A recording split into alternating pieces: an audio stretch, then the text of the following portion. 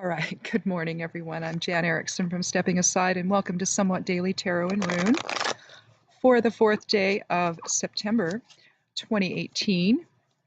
Now, September 4th would numerologically be a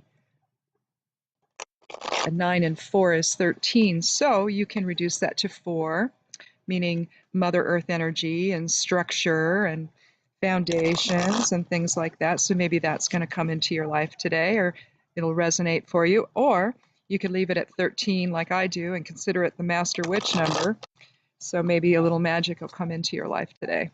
Or maybe you'll make a little magic come into your life today. How about that?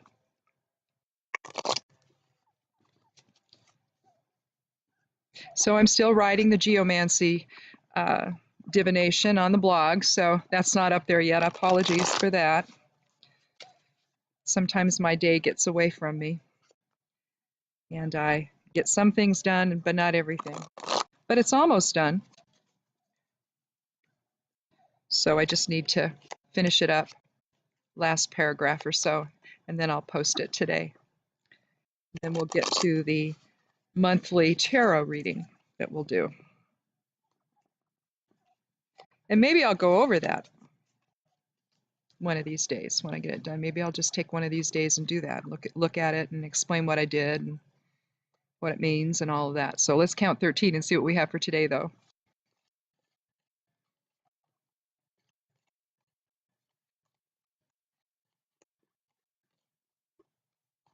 I'm surrounded by ducks. No, there's no there's no food on my shoe. Anyway, we have the Page of Swords. So a court card, of course.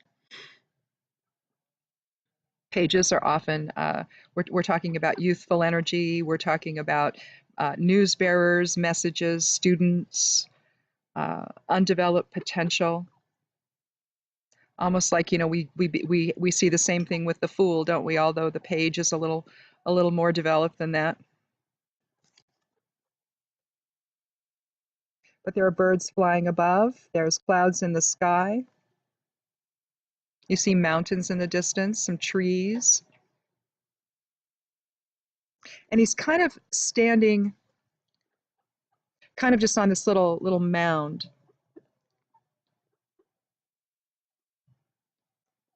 And although he's looking kind of backward to see the past, he's ready to go forward into the future, isn't he?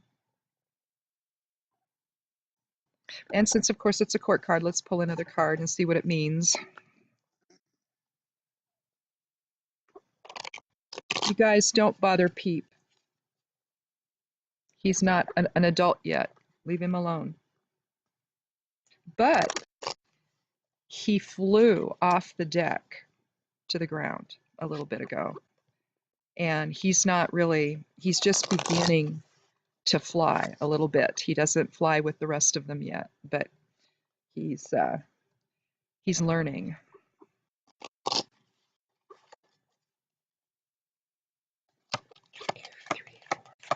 7, 8, 9, 10, 11, 12, 13. Well, we had this yesterday, the Ace of Swords. So again, you know, some new experiences are going to come into our lives, perhaps. Or perhaps we'll get a message from someone, a younger person in our lives, that talks about something new coming into their lives. Maybe they're going to maybe start taking college classes, or maybe they're going to start a new job, or something. But something new is in the offing.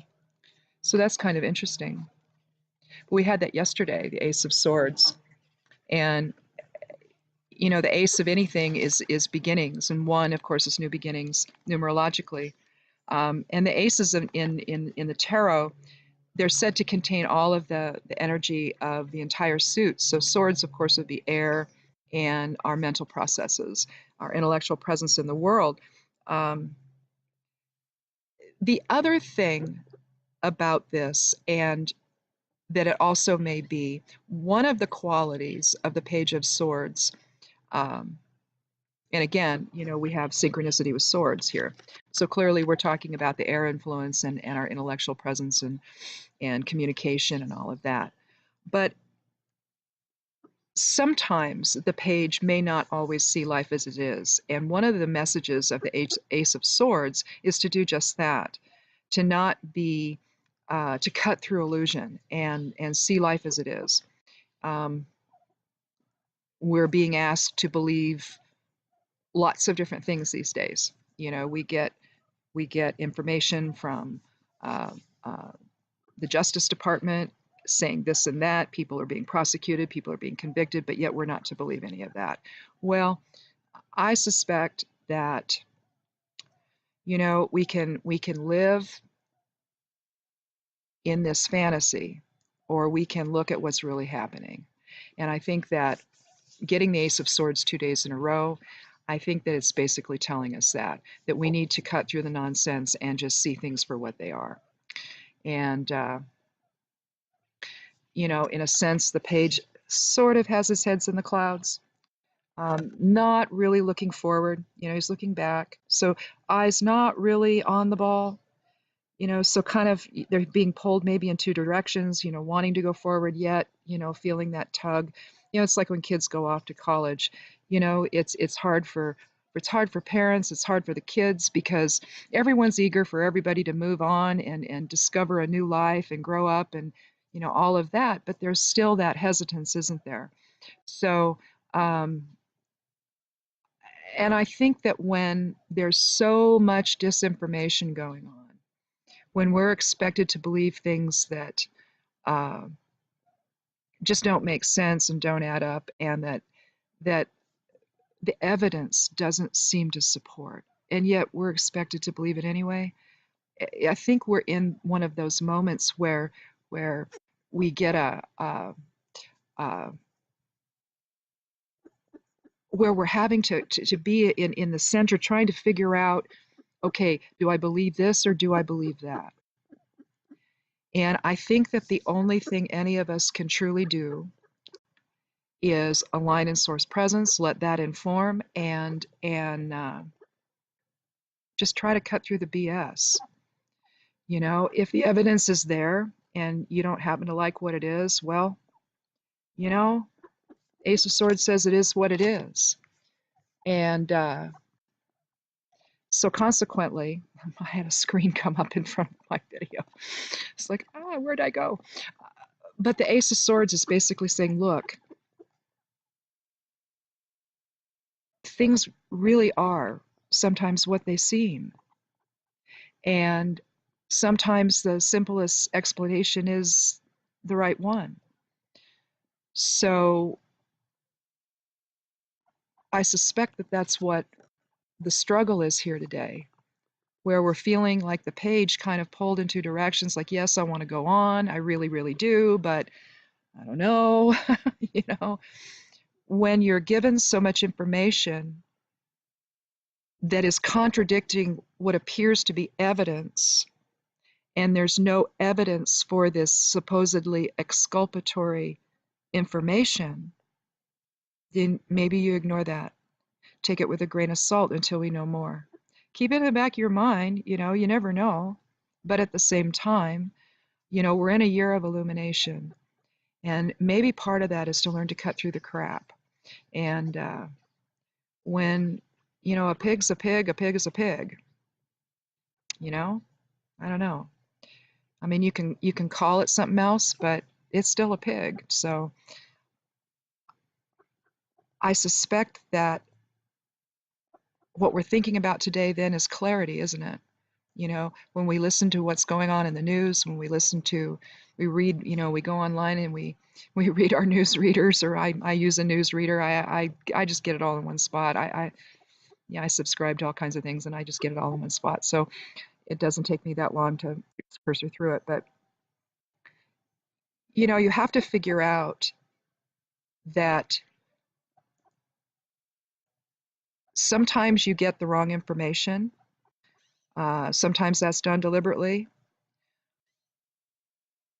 But I would think that most of the time that's not the case. I think that people that are investigative journalists, they go out and they look and they listen and they research and they hopefully do their due diligence. Now, we've all encountered people that haven't over the years. That tends to come out. Now that could be what we'll find out, that all of this has all been a bunch of crap. We've all been lied to every time we turn on the news. Well, okay, maybe that's the crap we cut through.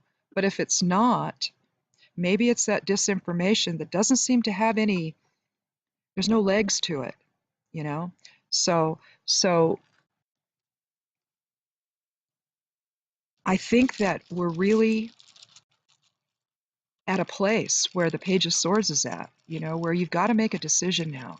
What are you going to believe? Excuse me. What are you going to believe? Are you going to believe, evidence that can be backed up? I mean, are all of the people backing up the evidence lying? Or, I mean, is that really what's going on? Or is it, just a small group of people that are doing the lying because they don't want to be responsible? So, anyway, let's see what the rune has to say. I just think it's significant that I get both swords cards, and we're talking about messages, and we're talking about. I'm trying to get out of the sun here. It's coming up over the house, and then the Ace of Swords comes up a second time. 2 days in a row. It's really saying, listen, you're being fed here. Pay attention. Oh well, and then we get Perth Row. And Perth Row is, of course, the 14th rune of the major arcana, and that's a rune. It's a water rune. It's a rune of change. It's a rune of the unknown. This is a rune where directionality can sometimes matter, although I'm not really into directionality, although I do use that if I'm doing a bind rune. So, I might, if I use Perth Row in a bind rune, if it happens to come up when I draw it, then I might use it as the bottom part of a bind rune, as sort of the cauldron that the magic comes out of. I mean, it's kind of an interesting idea anyway. But right now, how it goes is this way. And so it's open to the future. And basically, what Perthro was representing was the fate, the three fates, the three Norns that gave Odin the runes to begin with. Now, what they did is this particular rune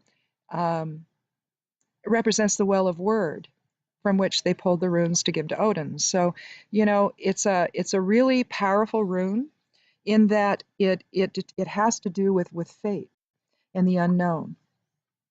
It can deal with birth. It can deal with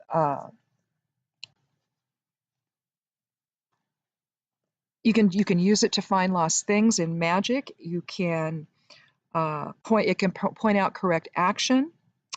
It's really about synchronicity in terms of mind, body, and spirit, but also the synchronicity between the vertical plane and the horizontal plane. So you've got physical self, and then you could look at it that way. And so Perthrow is that crossroads, basically, of where we're going to make a decision now. And maybe we don't know what that is, but we're going to do it. Perthrow promotes health and healing. Again, it can be about childbirth.